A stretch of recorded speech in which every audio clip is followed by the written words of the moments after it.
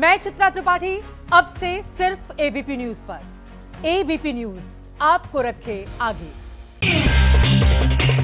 ASEAN शिखर सम्मेलन में प्रधानमंत्री मोदी ने दिया शांति का संदेश और इसके साथ ही चीन की विस्तारवादी नीति पर भी नसीहत देने में देर नहीं की। प्रधानमंत्री मोदी ने लाओस की राजधानी वियंतियाने में ईस्ट एशिया शिखर सम्मेलन में हिस्सा लिया। ग्लोबल साउथ के बड़े मंच से चीन को खरी खरी सुनाई।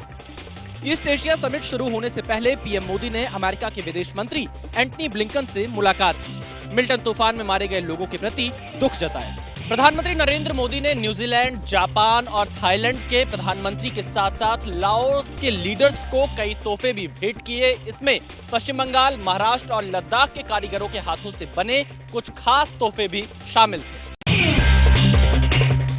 अमेरिकी चुनाव में रिपब्लिकन उम्मीदवार डोनाल्ड ट्रंप ने चुनाव जीतने पर बिजली बिल हाफ करने का वादा किया है। अरविंद केजरीवाल ने कहा कि दिल्ली की फ्री रेवड़ी अमेरिका पहुंच गई।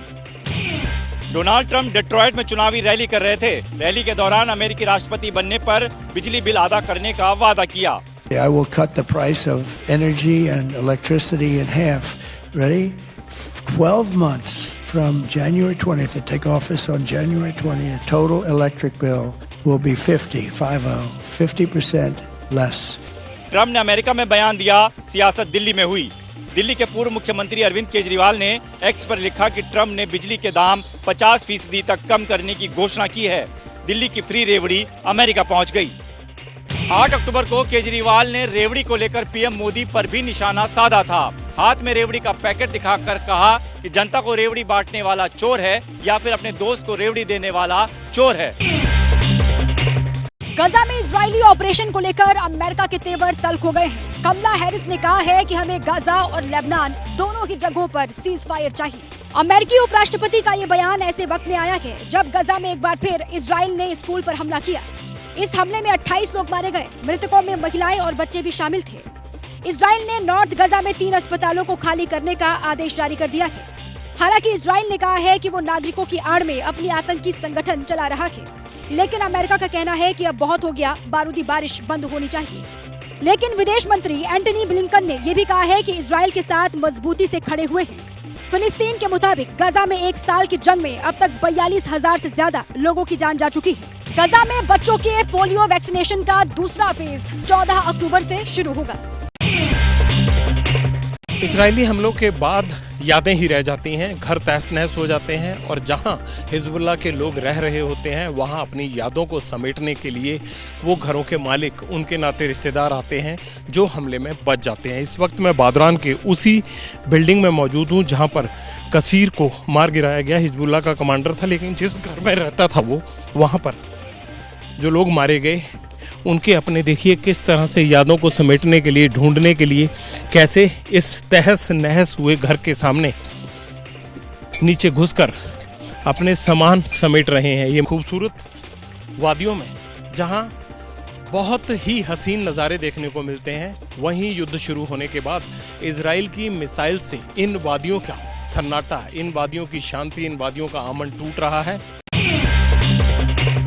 अमेरिका में सदी के सबसे भयानक तूफान ने तबाही मचाई है। दर्जन भर से ज्यादा लोगों की मौत हो चुकी है। 30 लाख से ज्यादा लोग बेघर हो चुके हैं। सड़क पर पानी, घर में पानी, घर तक जाने वाले रास्ते पर पानी, रेल के ट्रैक पर पानी, यहाँ पानी वहाँ पानी, जहाँ तक देख सकते हैं पानी ही पानी नजर आएगा। सुपर पावर की सरहद से मिल्टन तूफान क्या टकराया, तबाही ही तबाही लाया। सेंट्रल फ्लोरिडा में मिल्टन की वजह से 10 से 15 इंच तक की बारिश हुई, जिसकी वजह से बाढ़ आ गई। तूफान की वजह से अब तक 14 लोगों की मौत हो चुकी है। फ्लोरिडा में करीब 10 लाख घरों में बिजली नहीं है।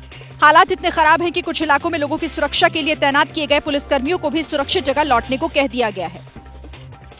फ्लोरिडा में बीते 15 दिनों में ये दूसरा बड़ा तूफान है। वैसे भी हर साल अमेरिका में हजारों टॉर्नेडो की वार्निंग दी जाती है। न पैडल, न स्टीयरिंग और न ही ड्राइवर की जरूरत। अमेरिका के एलन मस्क की कंपनी ने दुनिया की भविष्य का पहला ट्रेलर लॉन्च कर दिया है। खुद कार के दरवाजे खुलेंगे, गाड़ी में बैठेंगे और कार आपको आपकी मंजिल तक पहुंचा देगी। ये दावा अरबपति कारोबारी एलन मस्क का है, जिन्होंने टेस्ला की रोबोटैक्सी और साइबर कैब को दुनिया के सामने रखा है। मस्क के मुताबिक कार की कीमत $30,000 से भी कम होगी। कार का प्रोडक्शन साल 2030 से शुरू हो सकता है। खास बात यह है कि इस कैब में कोई ड्राइवर नहीं है। इवेंट में एलन मस्क खुद साइबर कैब में पहुंचे। एलन मस्क ने एक बार फिर टेस्ला ह्यूमनॉइड ऑप्टिमस को रखा। ये इंसानी आकार के रोबोट हैं जो 2 पैर पर चलते हैं और इनके 2 हाथ हैं। एलन मस्क ने कहा कि ये रोबोट कुछ भी कर सकते हैं। एलन मस्क ने इवेंट में रोबोवैन को भी ग्लोबल मार्केट में पेश किया। रोबोवैन में एक साथ 20 लोग सफर कर सकते हैं।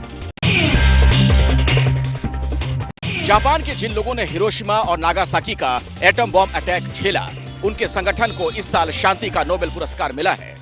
6 और 9 अगस्त 1945 की इन तस्वीरों को दुनिया कभी नहीं भूलेगी।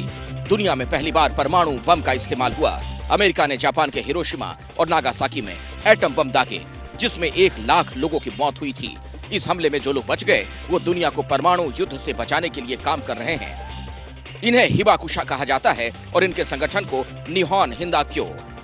अब परमाणु हमले के 79 साल बाद इस संगठन के लोगों को शांति के लिए नोबेल पुरस्कार मिला है। ये सर्वाइवर्स दुनिया भर में अपनी पीड़ा और दर्दनाक यादों को अपने संगठन के जरिए साझा करते हैं। इस वक्त दुनिया में युद्ध के कई फ्रंट खुले हुए हैं। ऐसे में शांति की पहल करने वाले संगठन को शांति का नोबेल पुरस्कार मिलना मानवता के लिए एक बड़ा संदेश है। जैसे ही घड़ी का काटा दोपहर 2:30 पे आए, बबीता जी का दिल सास बहू साजिश के लिए मचल जाए। और ये है इनकी बहू, पूरे दिन ऑफिस की टेंशन हो जाए गॉन जब ये करें अपना फेवरेट शो फ्री टाइम पे ऑन। इनकी तरह आप भी देखें अपना फेवरेट शो अपने टाइम पर और डाउनलोड कीजिए एबीपी लाइव ऐप अपने स्मार्ट टीवी पर।